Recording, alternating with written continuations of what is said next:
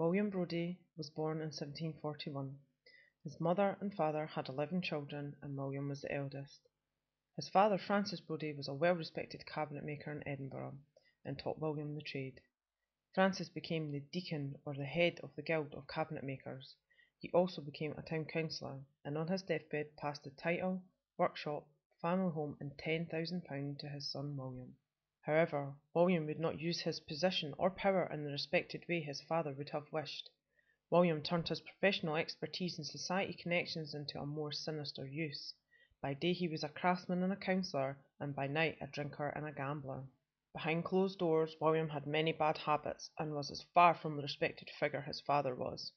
Brodie was a gambler and a drunk and had 2 mistresses and at least 5 illegitimate children.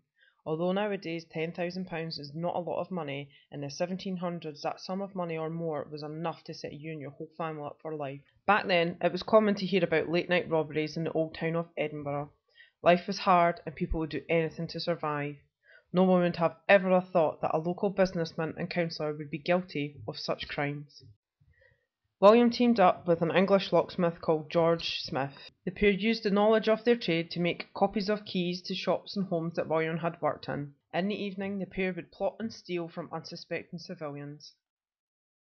One night the pair were ambitious and along with 2 other men broke into offices in Chesil's Court. William was the lookout but fell asleep and the gang were disrupted and tried to flee.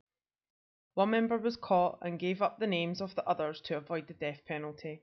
In his attempt to avoid being caught, William fled to London and then to Amsterdam, but this wasn't far enough, as he was chased, caught and brought back to Edinburgh to be sentenced. The trial of William Brodie and George Smith started on August the 27th, 1788. There was incriminating items found at his home, including a stock of duplicate keys, a disguise and a pistol. For their crimes, William Brodie and his accomplice George Smith were sentenced to death by hanging.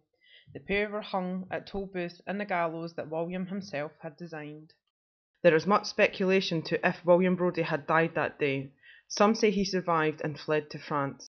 On hearing many rumours of Brodie being alive, his grave was exhumed and his coffin opened to discover there was no body inside.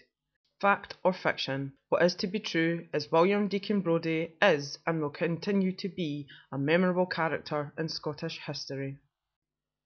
Today, William Deacon Brodie still lives on. The story of his life is told through many hundreds of books that have been written.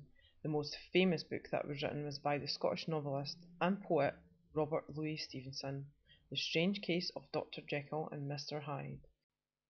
The book was said to have been inspired by William Brodie as he lived a double life. On the Royal Mile, there are 2 places that locals and tourists can visit for a taste of history.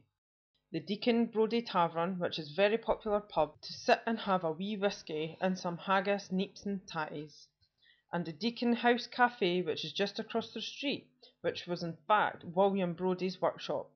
Unfortunately, the Brodie home that would have been down the close and attached to the workshop no longer exists.